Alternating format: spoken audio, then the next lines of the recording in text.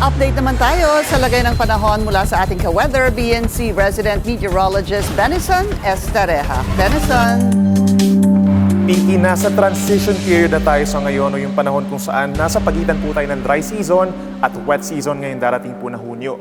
Kalakip ng transition period ng mga thunderstorm lalo na tuwing hapon at ang unti-unting pagpapalit ng hangin na manggagaling na po dito sa may kanluran.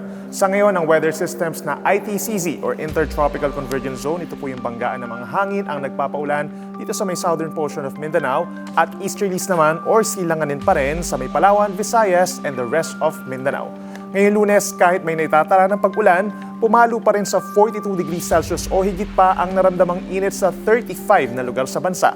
Kabilang na dyan ng Cavite City with 45 degrees of heat index at 44 degrees Celsius naman sa may Catanduanes, Masbate, Capiz at Northern Samar.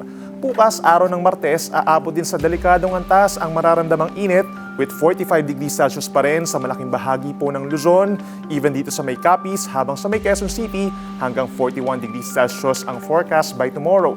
Ka-weather, ugaliin pa rin po ang pagbaon ng payong bilang panangga sa sikat ng araw at sa biglaang buhos ng ulan.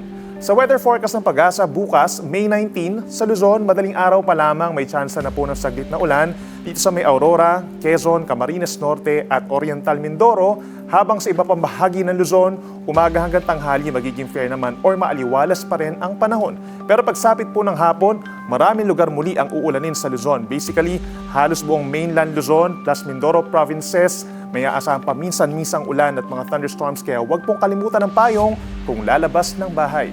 Sa Visayas, Mindanao at Palawan, ngayong Martes may tsansa na ng ulan. Umaga pa lamang, ito sa may southern portion, kabilang ng Davao Region, Soxargen, Zamboanga del Sur, Zamboanga, Sibugay at Bangsamoro Region. Yan po ay dahil sa ITCZ.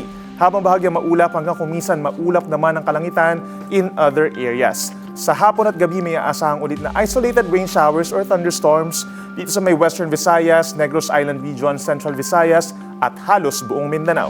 Ka-weather, mas dumadalas na ang mga pag-ulan kaya mag-ingat din po sa tumataas na banta ng pagbaha o pagguho ng lupa.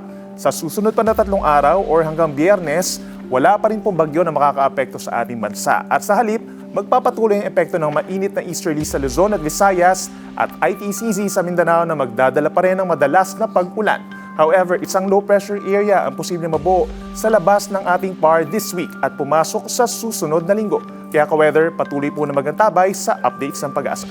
At yan muna napapanong balita ngayong Lunes. Ako inyong ka-weather, Benison Estareja na nagsasabing, ang swerte darating sa tamang panahon. Mag-follow sa aming mga social media accounts at mag-subscribe sa aming YouTube channel para sa pinakahuli at eksklusibong mga balita.